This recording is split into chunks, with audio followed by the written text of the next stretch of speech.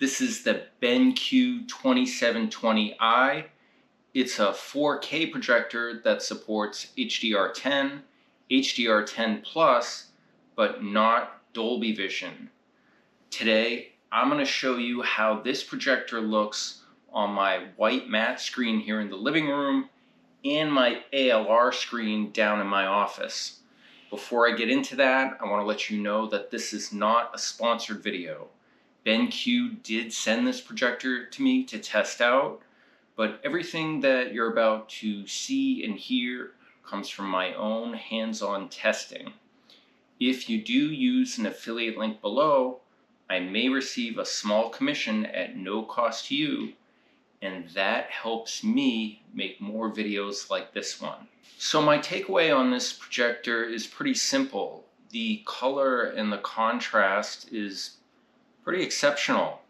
And I'm going to spend a good deal of time talking about how I think this projector is accomplishing this. I will get into other specs later in the video, but I want to focus on what I think the real value proposition is here.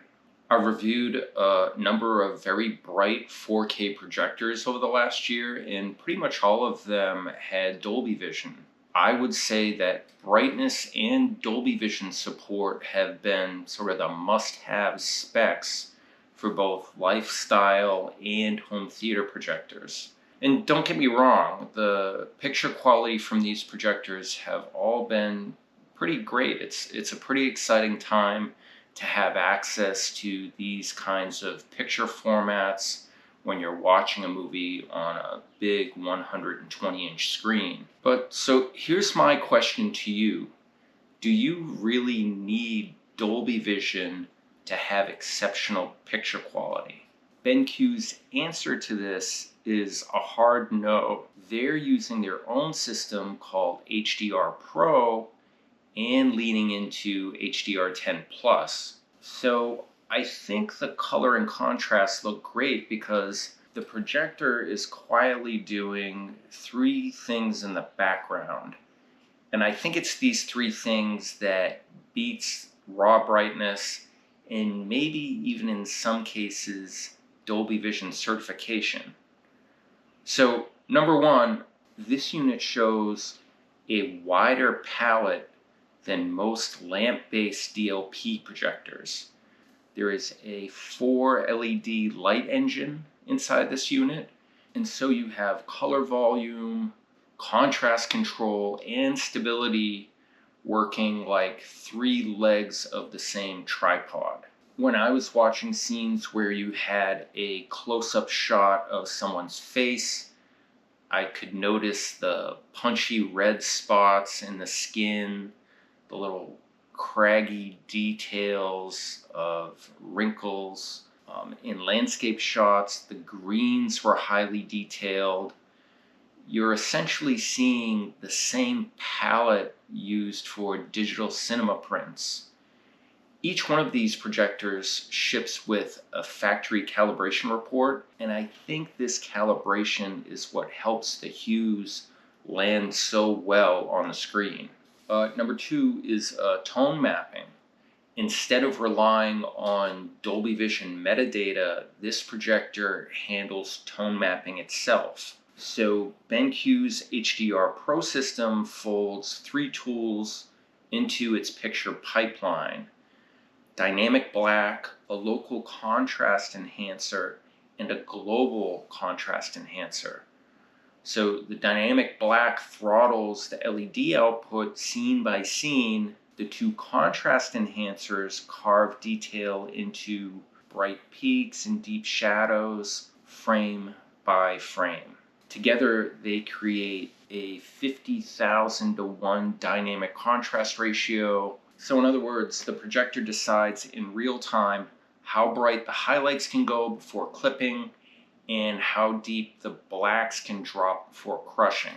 The heavy lifting happens in the chassis instead of inside the stream or metadata. I would say number three is that you have a rock steady light and glass setup. The 4 LED light source keeps color temperature and brightness steady. LEDs don't drift the way that UHP lamps do, so whites stay neutral, the midtones, they stay clean, and that continues over a long session. This unit has a 10-element lens, which keeps images very sharp.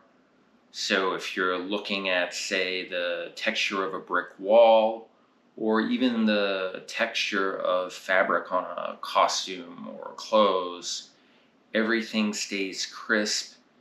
And to me, that's another cue your eye reads as sort of a real theater image instead of, just kind of a typical at-home projector. There are a number of picture modes that I tried out with this projector. There's one called AI Cinema and another called HDR AI Cinema.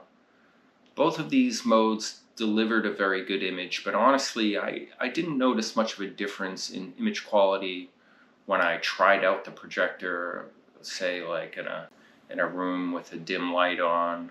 There is a filmmaker mode, but I generally liked watching just HDR10 and HDR10 plus video. One setting I did like was the 24p True Cinema switch, and that makes the projector refresh at an exact multiple of 24 Hertz. So each film frame is shown for the same slice of time. I haven't had the chance to watch some of my Criterion movies in this setting yet, but I am looking forward to it.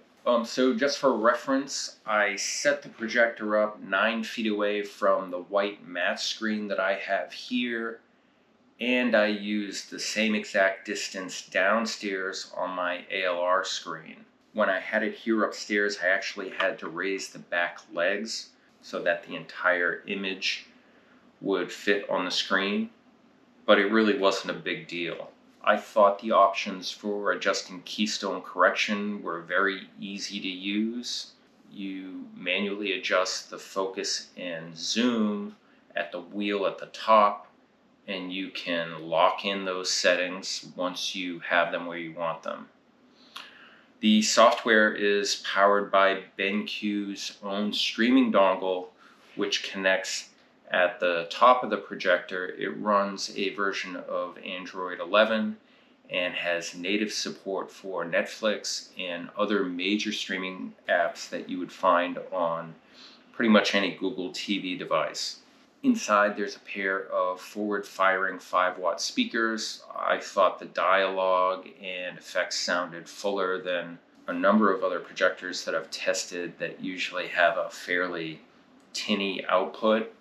A CinemaTune DSP does add what I would describe as a very gentle bass, and the fan on this projector is very quiet for the size of the unit.